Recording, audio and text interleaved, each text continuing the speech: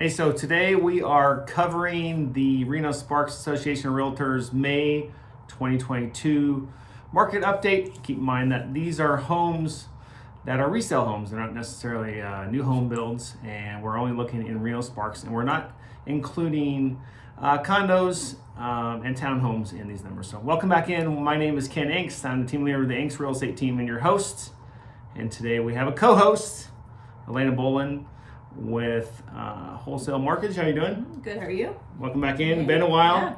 Things have changed quite a bit. A little bit. We're looking on our little thing. The last time we were in, we were talking about February.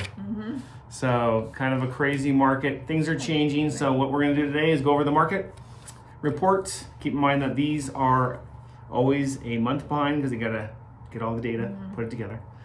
So this is a month behind, so it may not reflect exactly what's going on, but we have some insight. And then give you some ideas for buyers and sellers, right, to kind of figure out how to maneuver this market. So it's kind of crazy. So. Yeah, sounds good. All right, so we're going to share the data here. We're going to go through it and tag team this and then go into it. So like I said, May 2022, Reno Sparks, single family homes, the median home price hit, I think it's a record, $615,000. Definitely record. Quite a bit up. Yeah. It's up 23% year over year and up 3.4%. So, based on May's data, we're still cooking right along 23%, almost 25% increase. So, prices are still going up, but that may not be happening much longer. So, right. Yeah. And why don't you talk about closed sales? 517 closed sales, down 5%, but up 4.4% from the month before. So down 5% from the prior year, but. So it's a healthy number. 500 in our market is good. In the summertime, we can get up to 600 to 700. Right. But for May, that's not a bad number because things are starting to heat up and people are starting to look at purchase homes. So a number that caught my attention, and it's not much of a difference, but you can kind of start seeing cracks in the numbers. And there's little subtle hints throughout this report that will start giving you an indication that the market is slowing. Good for buyers, but could be a little tougher to sell your home than it has been for the last 6 months. And we're talking about median days of contract. I know we're only talking, it's 7 days, and it's up 40% year over year and up 16% month over month. So not a huge difference. A lot of homes were selling in 2 or 3 days, but it is creeping up, and it's up 40%. So and that number is a lot higher just from what I'm looking at from our listings, and I expect that number to increase quite a bit coming up. So, what about list price? List price is down 2% in the last year, and then down 0.5% since last month. 100.9% received their asking offers or their listing values. So still a great number, great figure, great statistic for any seller. Yeah, you're still getting that. But I can tell you since the beginning of this month, we've been accepting offers that are less than that. So again, that's another number to keep an eye on when the market switches and it switches from a seller's market to a buyer's market. That number is going to go down and hopefully level off because it's really tough. So the next number, I tell everyone, I'm not a big fan of this, but just kind of give you an idea, price per square foot. Median price per square foot is $336. Not a big fan because I can move street by street, neighborhood by neighborhood. I can have 600 in one neighborhood. I can have 500 in one. I can have 300. I could have a difference between 100 square foot and block to block. So, but it's just giving you an idea. If you were just kind of a rule of thumb for that, if you put in around 330 to 340 per square foot in our market, that's what you should probably be getting if your house is decent. So, new listings, 735 new listings in the month of May, which is definitely sounds like a healthy number, but we need some more. Right. It's up about 20% year over year because we had COVID. So there's a lot of things in this underlying market report that you have to really know the market, just because a year ago we were dealing with COVID lockdown again. So. Right, absolutely. But yeah, I mean, it's a healthy number, 700 homes. Yeah. I mean, if we look back in February, 460, so we're getting close to doubling that. So it's up and the buyers are actually seeing more homes come to the market. And great that's news. a number of reasons. Is sellers getting a little nervous, and then also keep in mind that our market's seasonal. Right. So absolutely here. In January we're hitting less than 200, and we're up about 500 on that. Yeah. So the next one, and I looked this morning. So the active inventory has jumped up to 785, which is quite a bit, up 108%. So this would be a number that you would start looking at if you're trying to determine if the market's shifting from a seller's to a buyer's market, or hopefully maybe a balanced market would be nice. Right, yeah. But up 108% for active inventory, and up 28.5%. So we're starting to see increases. Now, I just looked today from the last week, and that number's over 1,000 now. So this is May 31st, and since the first 15 days have passed, half the month's over in June, we're up over 1,000 listings, which is a number we have not seen in our market in quite a while. Right. So another indication that the market's slowing. And then months of inventory, take it away. 1.5 months of inventory currently on the market. It's up 119% since last year, but again, we're dealing with small numbers. Yeah, different time at that point, and it's up 23% since April. So a small increase, but still low in terms of what buyers need. Right, still low, but all these are indicating that there's an upward swing in homes on the market, staying on the market longer, inventory's up. Yes. So once you start seeing those signs, then one of these months, I'm guessing this is going to jump hopefully into a balanced market. And let's talk about that, because she had an interesting stat. I'm going to say a seller's market is less than 3 months. Right. What's a buyer's market? 6 months inventory is what a buyer would be the most favorable in.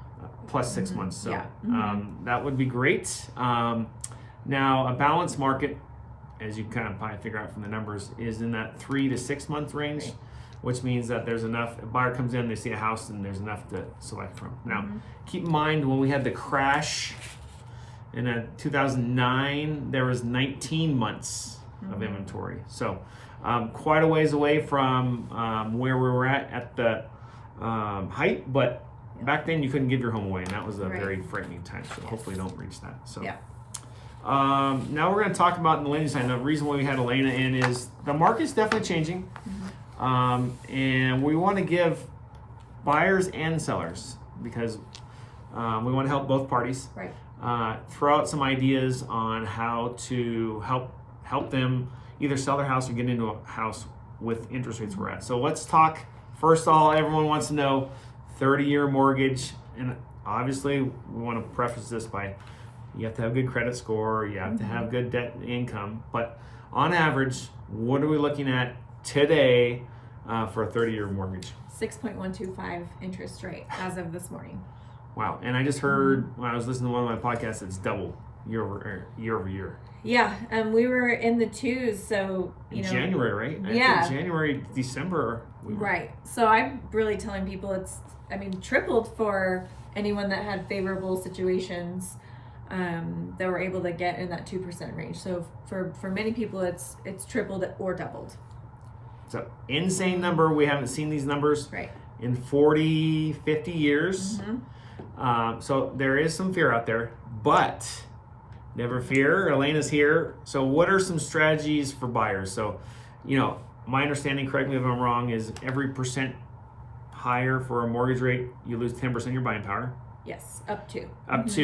So we're up double.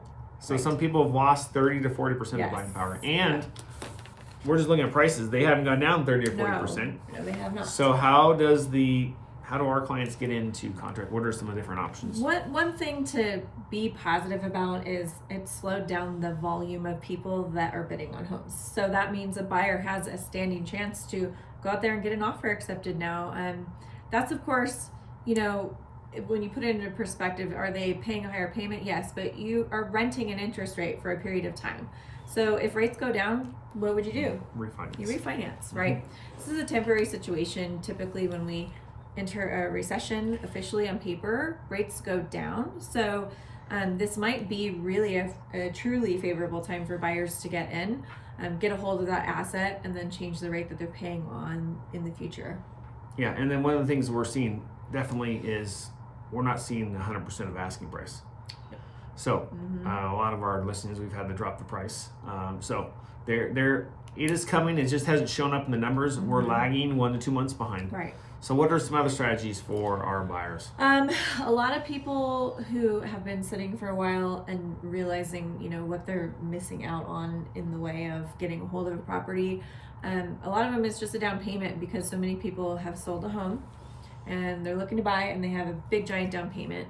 And the people that have smaller down payments are competing with these, large down payment, small down payment. Typically, as a seller, they're going to accept an offer from someone who's got that larger down payment. Right. So a lot of people are leaning to family to help with that. So lot. We're getting a lot of family members calling in for inquiries about a home equity line of credit to gift another younger, typically family member, to help with that larger down payment.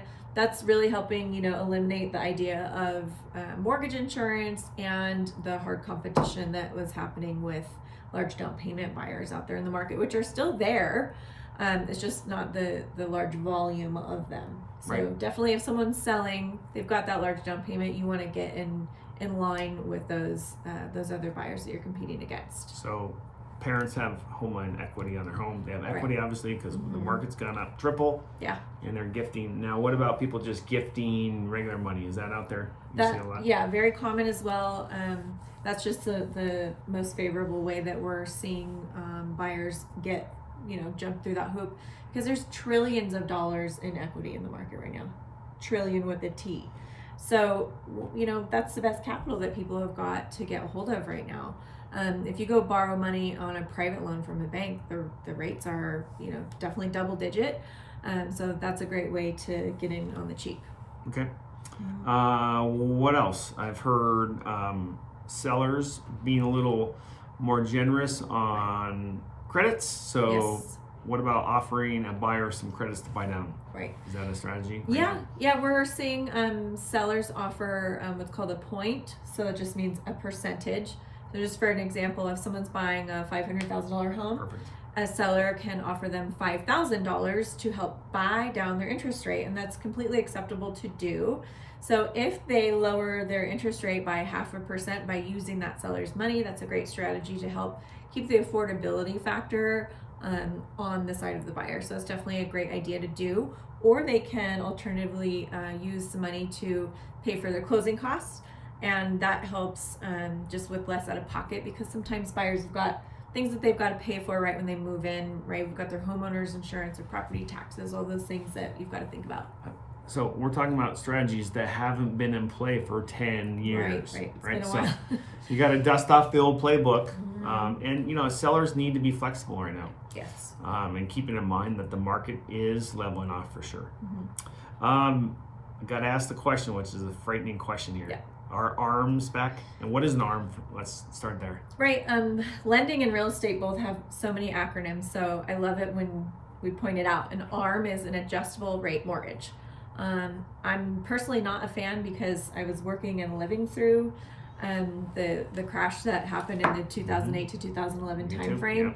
And I just saw a lot of families, run their whole entire mortgage on an adjustable rate, and it went up to a place that was not affordable for them. So I personally don't engage in adjustable rate mortgages. We do offer home equity line of credit that are adjustable, but if someone wants their entire mortgage on adjustable, we send them down the road, because I want to see them in the grocery store. Right. You probably can't afford it. If you're getting a Right. 3-year ARM, this could be prolonged. I Right. mean, inflation is here, and it can go on for, you don't want to be at the end of your ARM having to refinance into a mortgage you can't afford, because that's how we got in trouble last time. So. Yeah, so it's just I call it a battle scar. I'm not doing it. You can definitely find those out there. They are available now. There's 7-year fixed, there's 5-year fixed, and you do get a small discount below what a 30-year fixed rate mortgage would be, but it's typically only about 0.25%. It sometimes can go as high as 0.5% lower, but in retrospect, if it were my own loan, I would not do that. I would stick with a fixed rate. Yeah, and you're kind of lying to yourself if you get an ARM. Right? Can you afford it? I mean, that's what it comes down to is people get ARMs because they can't afford it. Yeah, absolutely. And we're always, and like she said, we always want our clients to be in a financial situation that is healthy for them. So. What other strategies? Give us one or two more. Not to put you on the spot. Yeah, that's okay. Interest only is available as well. The great thing about interest only is that it's still a fixed rate, because in the state of Nevada, the regulators do not allow multiple risk layers. So if you were to combine a risk layer of interest only and adjustable rate, that would be 2 risk layers. Nevada only allows 1. So interest only is a great option if you're concerned about the transition into a payment for a home versus your rent. However, it's really important to think about what is happening to many renters right now.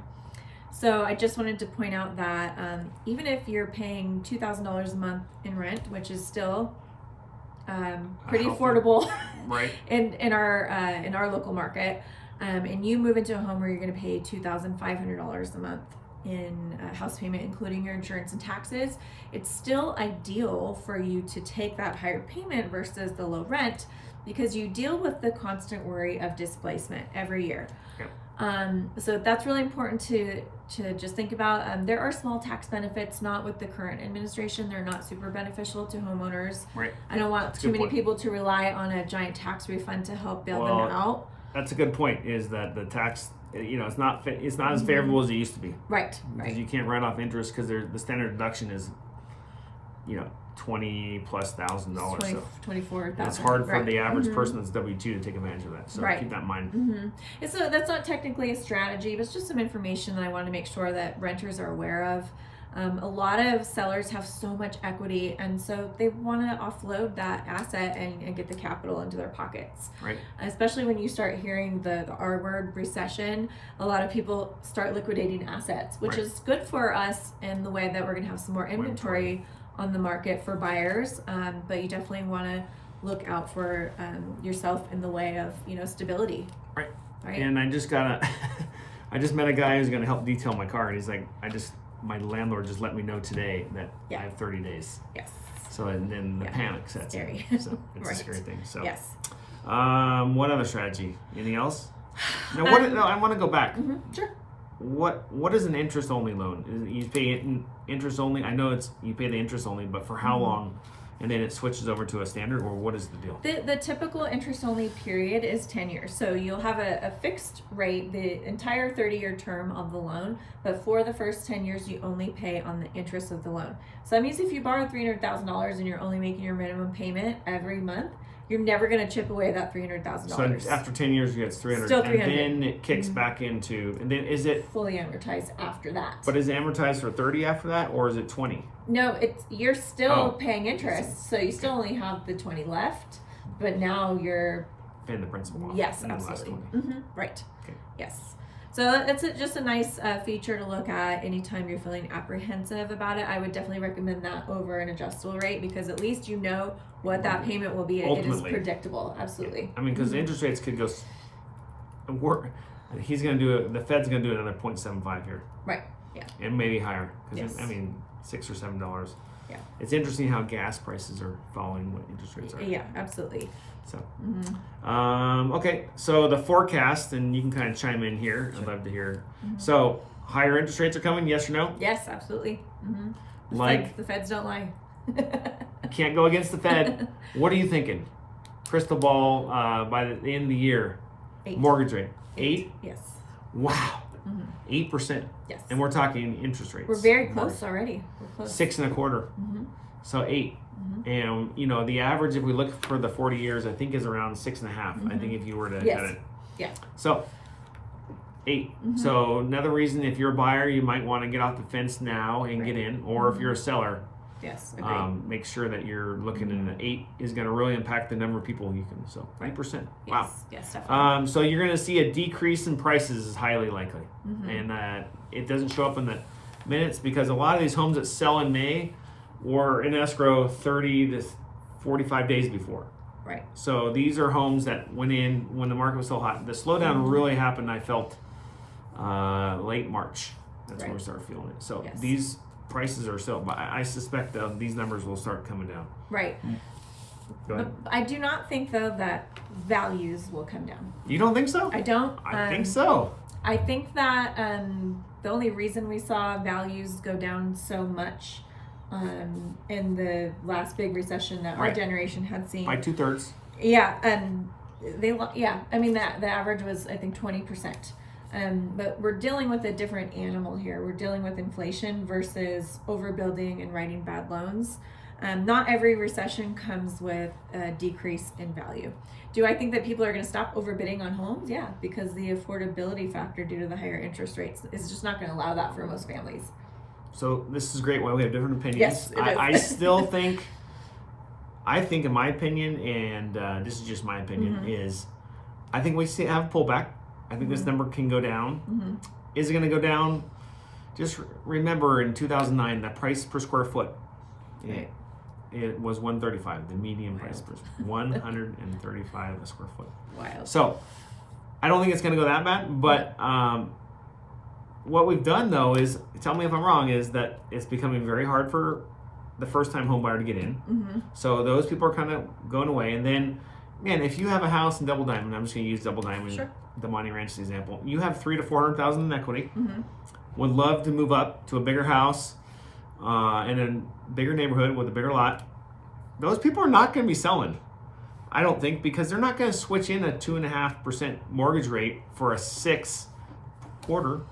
I don't understand how they can do that. I don't. I don't think that, and then they're going to pay all this extra money. I just don't suspect that those people. So now, in my opinion, you've knocked out the buyers. They're going to move them out, and then those people are not. They're going to be.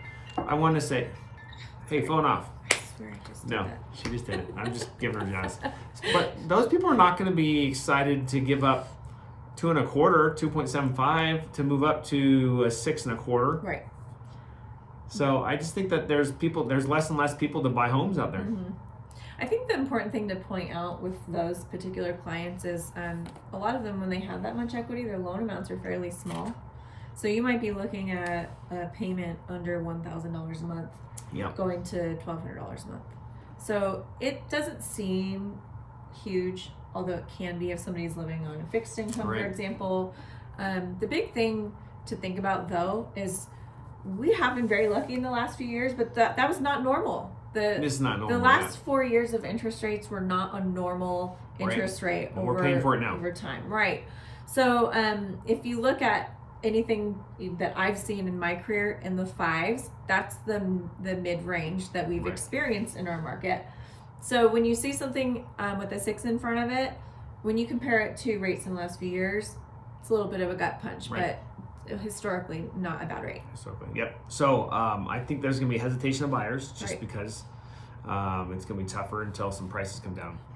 And then for sellers, man, my biggest, with quite a few listings, we're getting some in escrow, but my biggest tip to any seller out there is that 2 things is you're going to have to start doing the work. You're not going to just be able to slap your house on there, not fix things, and not have it ready to go. In a manner that is beautiful, shows off curb appeal, has it painted. You're going to have to do a lot more work than you were going to have to do even 3 to 6 months ago. Yes. And then the other issue I think for sellers is you have to be very, very careful not to overprice your home. You got to stay away from, you got to price it right. Otherwise, it's a downward hill slip. Right. And it's reduction. I have some of those right now, unfortunately. And then, from a buyer's perspective, they can start thinking something's wrong, right? Right. Well, and then that's the kind of new market. And then anticipate homes to be on the market 30, 60 days before you get an offer. Right. And that goes for buyers. And that was normal back several years ago. Right. It's not going to be 7 days anymore. So you have to readjust what your expectations are as buyers and sellers. Right. So, thanks for coming in. Yeah. Anything else? Just give her a call if you have questions. We always do free consultations. Right. She's one of the best in town. Good rates. Very knowledgeable. It's super important, I think, especially now, to make sure you're working with the right type of lender. We've saved $33,000 in origination fees, and the last 48 hours from 4 clients in total. Just really pay attention to the fees on top of the rate. That's just my best advice for this market. Yeah, make sure, because and honestly, it's hard to tell sometimes. It is. So you're looking over these documents where all the fees are coming from. So make sure that you're calling Elena, and you can get a second opinion. And yes, we always recommend, even for realtors, if you want to shop with someone else, I'm all for it. I think that our services speak for themselves, but I'm always all for competition. So yep, sounds good. All right. Well, if you guys have any questions, feel free to direct message us. Contact us. What's your number? 527-8985.